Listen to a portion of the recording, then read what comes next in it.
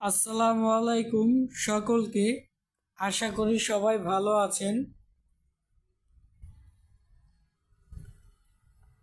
আজ আমরা দেখব একটি ডিজিটাল মাল্টিমিটার, অর্থাৎ এটি হচ্ছে ক্লিপ অন মিটার, যা দ্বারা ফ্রিজের কাজ করা যায়, যেমন ওভারলোড চেক, রিলে চেক।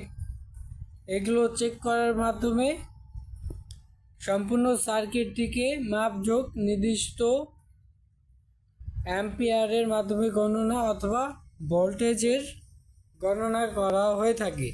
যেমন এর ব্যবহার আমরা প্রথম দেখতে পাচ্ছি হলো 400 অ্যাম্পিয়ার,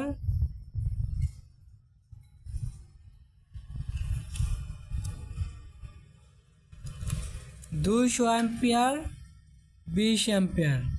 এটির মাধ্যমে অ্যাম্পিয়ার মাপে এবং ভোল্টেজ 400 থেকে 600 পর্যন্ত আছে। আর এখানে আছে 200K ওহম, আর এটি হচ্ছে অফ। আচ্ছা,